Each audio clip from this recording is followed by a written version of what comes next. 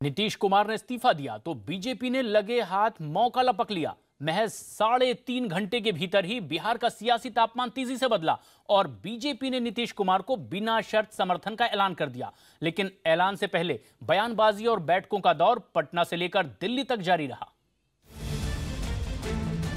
सियासी गहमा-गहमी के बीच बिहार बीजेपी के नेताओं ने आनन फानन में विधायकों की बैठक बुला ली, जहां सुशील मोदी और नित्यानंद राय विधायकों के साथ बैठे दिखे। बैठक के बाद सुशील मोदी ने नीतीश के इस्तीफे का स्वागत किया और समर्थन के संकेत भी दे दिए। हम लोगों को खुशी है कि राज्य के मुख्यमंत्री ने राजद के सामने घुटना नहीं टेका।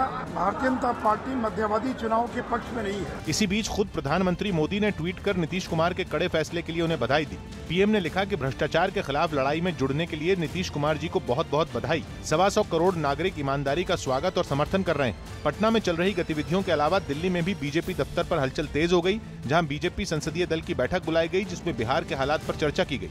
इस बैठक में बीजेपी अध्यक्ष अमित शाह और प्रधानमंत्री मोदी समेत तमाम बड़े नेता शामिल हुए। इस्तीफा देने के बाद नीतीश कुमार ने बिहार के राज्यपाल केशरीनाथ त्रिपाठी से 2 दिन पटना में ही रहने की अपील की। इसके संकेत जेडीयू नेताओं के बयानों में भी दिखने लगे, जो अभी अपने पत्ते खोलने को तैयार नहीं। अभी ऐसी कोई मंशा हमारे सामने नहीं है।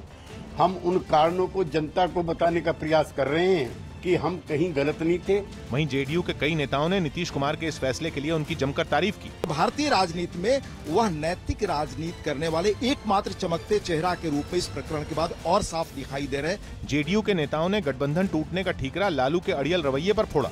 बीजेपी और एनडीए के दूसरे दलों ने भी नीतीश कुमार के फैसले का स्वागत किया। इसके लिए पहला बयान बीजेपी नेता और केंद्रीय मंत्री रविशंकर प्रसाद का सामने आया। हमने नीतीश जी को नहीं छोड़ा, उन्होंने हमें छोड़ा।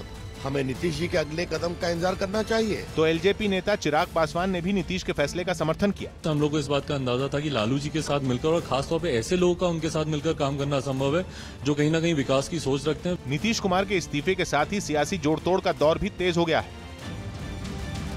इस बीच एनडीए के सहयोगी जीतन राम मांझी ने कहा कि नीतीश ने इस्तीफा देने में देरी कर दी। जिस दिन तेजस्वी ने इस्तीफा नहीं देने की बात कही थी, उसी दिन ही उन्हें बर्खास्त कर देना चाहिए था।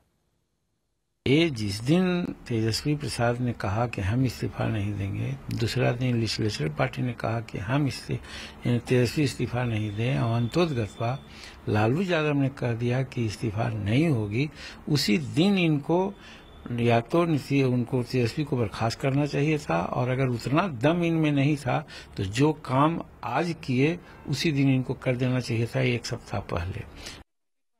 जाहिर है बिहार की सियासी हलचल लगातार जारी है। बताया जा रहा है कि बीजेपी और जेडीयू की ओर से 14 लोग शपथ लेंगे, जिनमें मुख्यमंत्री नीतीश कुमार और उप मुख्यमंत्री सुशील मोदी भी शामिल होंगे।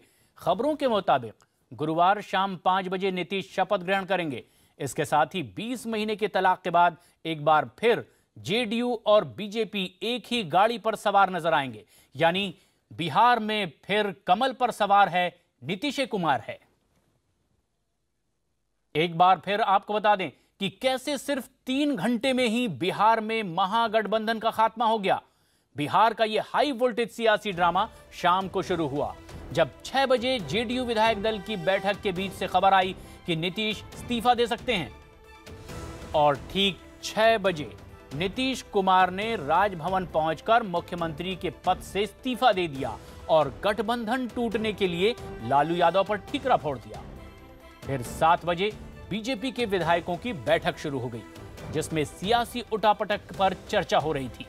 दिल्ली में भी 7:30 बजे बीजेपी संसदीय बोर्ड की बैठक में बिहार पर चर्चा हो रही थी, और इस बीच दिल्ली और पटना से एक साथ बीजेपी का बयान आया कि बीजेपी बिहार में मध्यावधि चुनाव के पक्ष में नहीं है।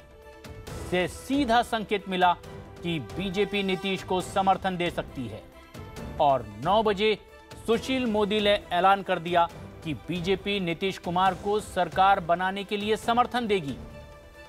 लेकिन केवल 10 मिनट बाद तस्वीर और साफ हो गई, जब नीतीश और सुशील मोदी फोन पर बात कर चुके थे और सुशील मोदी ने साफ किया कि बीजेपी सरकार में शामिल होगी।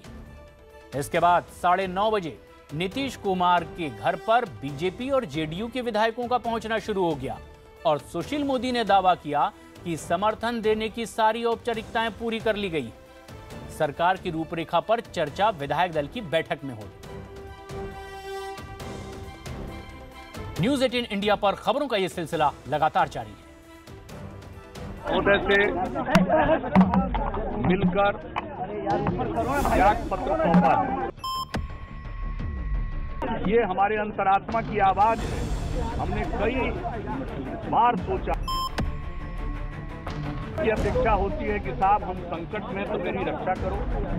यह कोई संकट नहीं है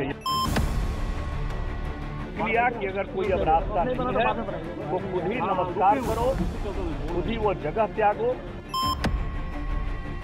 बीजेपी ने तय किया है कि नीतीश कुमार का समर्थन करेंगे। नेता के रूप में हम उनको स्वीकार करते हैं।